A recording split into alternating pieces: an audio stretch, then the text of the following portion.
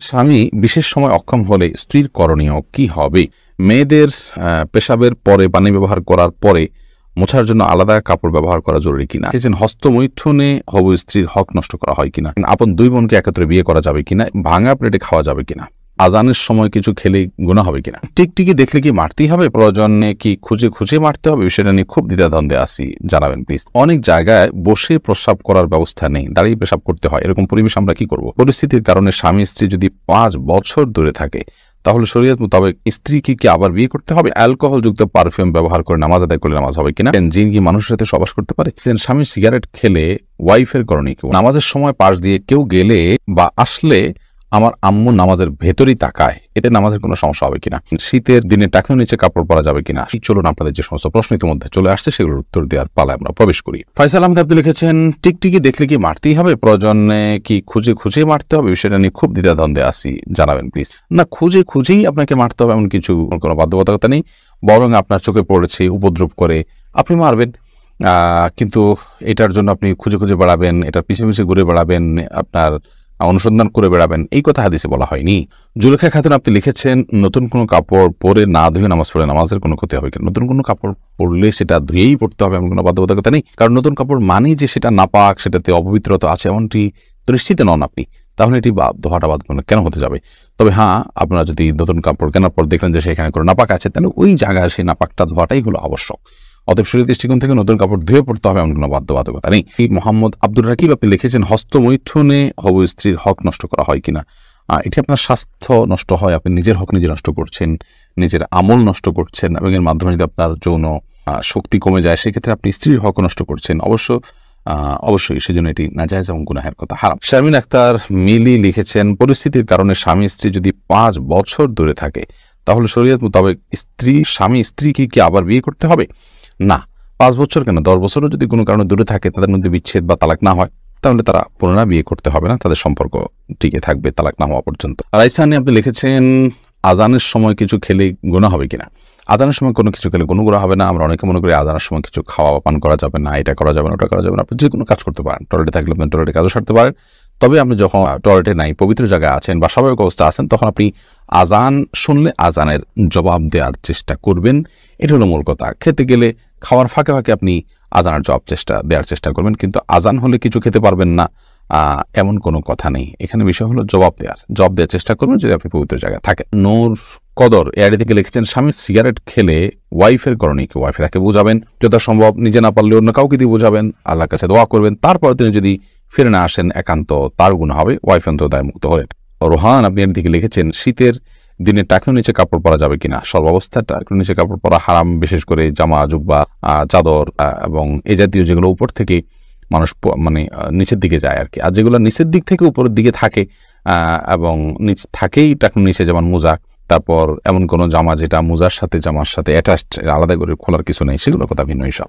বাকি শীতের অজুহাতে টাকনোর নিচে পোশাক পরা যায় না, প্রয়োজনে মোজা পরিধান করবেন। প্রজাপতি নীর এর দিকে আপনি লিখেছেন, ভাঙা প্লেটে খাওয়া যাবে কিনা? ভাঙা প্লেটে খাওয়া যাবে, কোনো অসুবিধা নেই। ভাঙা আয়নায় মাথা চেহারা দেখা যাবে, সেটাতে কোনো অসুবিধা নেই। আমরা অনেকে মনে করি ভাঙা প্লেটে খাওয়া যাবে না, ভাঙা আয়নায় চেহারা দেখা যাবে না, এটা নিছকই আমাদের সামাজিক কুসংস্কার। ভাঙা প্লেটে ভাঙা অংশে জীবাণু থাকতে পারে, সেজন্য আপনি ওইটাতে খেলে অস্বাস্থ্যকর হতে পারে, সেটা তো আপনার একান্ত স্বাস্থ্যগত বিষয়, বাট সেটাও তো নিশ্চিত নয়। বিধায় ভাঙা প্লেটে খেলে যে গুনাহ হয়ে যাবে বা নাজায়েজ হবে, ওটা সেরকম নয়, এবং ভাঙা আয়নায় চেহারা দেখলে কোনো অসুবিধা হবে না।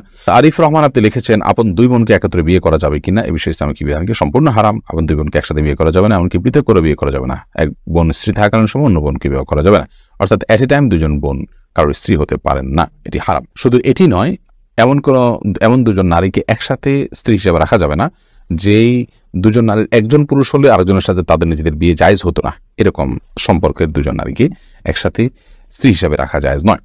হ্যাঁ, একজনকে বিয়ে করেছেন, তার সাথে বিচ্ছেদ হলো বা তিনি মারা গেলেন, তারপর অন্যজনকে বিয়ে করেছেন, তারপর সেটি জায়েজ আছে। বিলকিস বেগম আপনি লিখেছেন, মেয়েদের পেশাবের পরে পানি ব্যবহার করার পরে মোছার জন্য আলাদা কাপড় ব্যবহার করা জরুরি কিনা? না, আলাদা কাপড় ব্যবহার করা জরুরি না। পানি ব্যবহার করার পরে যদি নাপাক দূর হয়ে গেছে মনে হয়, তাহলে সেটি যথেষ্ট, আলাদা করে কাপড় ব্যবহার করার প্রয়োজন নেই। আশফাকুর রহমান আপনি লিখেছেন, স্মৃতিশক্তি কিভাবে বাড়ানো যায়? আমার তেমন কিছুই মনে থাকে না, একদিকে পড়ি অন্যদিকে ভুলে যাই। আল্লাহ মাফ করুন, যদি এই পরিস্থিতি হয় তাহলে সেক্ষেত্রে প্রথমত গুনাহ এবং অপরাধ এবং পাপের কাজগুলো আপনার পরিহার করে চলা উচিত বিশেষভাবে যত্ন সহকারে। সেই সাথে আল্লাহ তাআলার কাছে দোয়া করা উচিত স্মৃতিশক্তি বাড়ানোর জন্য।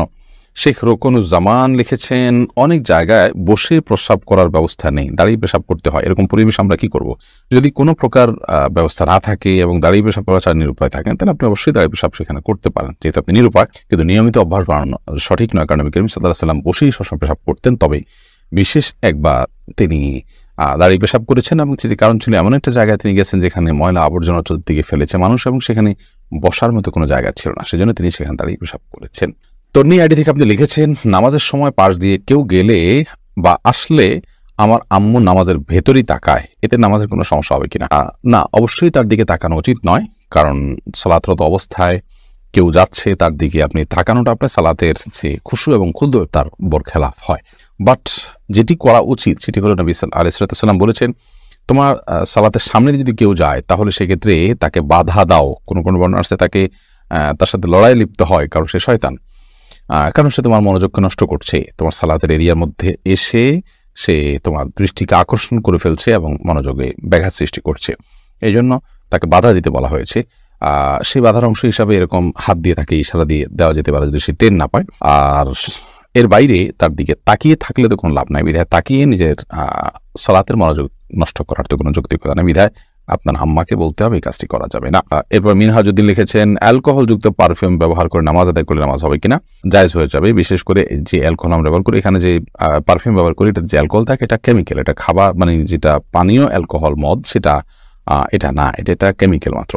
তারপরেও সালাতের কিছুটা আগে ব্যবহার করলে বাষ্প হয়ে অ্যালকোহলটা উড়ে যাবে, তারপর সালাতে করবেন, সেটা সবচেয়ে সেফ এবং নিরাপদ। ইচ্ছে ডানা এআইডি থেকে আপনি লিখেছেন, স্বামী বিশেষ সময় অক্ষম হলে স্ত্রীর করণীয় কি হবে? স্বামী যদি অক্ষম হয় পুরোপুরি এবং স্ত্রী যদি তার যে চাহিদা আছে এটি পূরণ না হওয়ার কারণে তিনি গুনাহে এবং পাপে লিপ্ত হয়ে যেতে পারেন এমন আশঙ্কা তৈরি হয়, তাহলে সেক্ষেত্রে অবশ্যই সে স্বামী থেকে তিনি বিচ্ছেদ নেবেন। যদি সেটা চিকিৎসার অযোগ্য হয়, চিকিৎসার যোগ্য হলে সেটার জন্য অবশ্যই তিনি সময় দিবেন, সুযোগ দিবেন, চেষ্টা করবেন নিজে। যদি তারপরও কোনো উপায় না থাকে এবং চিকিৎসার অযোগ্য হয় তাহলে সেক্ষেত্রে তিনি সেখান থেকে বিচ্ছেদ নিয়ে অবশ্যই অন্যত্র বিয়ের উদ্যোগ গ্রহণ করতে পারেন, সেই অধিকার তাকে দিয়েছে। এরপরে মোহাম্মদ বেলাল হোসেন লিখেছেন, জিন কি মানুষের সাথে সবাস করতে পারে? জিন মানুষের স্ত্রী মিলনে মানুষের সাথে সামিল হতে পারে বলে বিভিন্ন বর্ণনা থেকে বোঝা যায়। বিশেষ করে যখন বিসমিল্লাহ কেউ পাঠ না করে তখন জিন সেখানে সামিল, খুব ভয়াবহ কথা অবশ্য।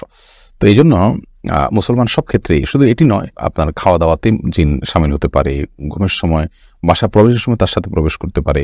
তো এই জন্য বাসা প্রবেশের সময়, খাওয়ার পান করার সময় এবং স্ত্রী মিলনের সময় সময়গুলোতে বিসমিল্লাহ বলতে হয়। বিসমিল্লাহ বললে শয়তান আর সেখানে অংশগ্রহণের কোনো সুযোগ পায় না।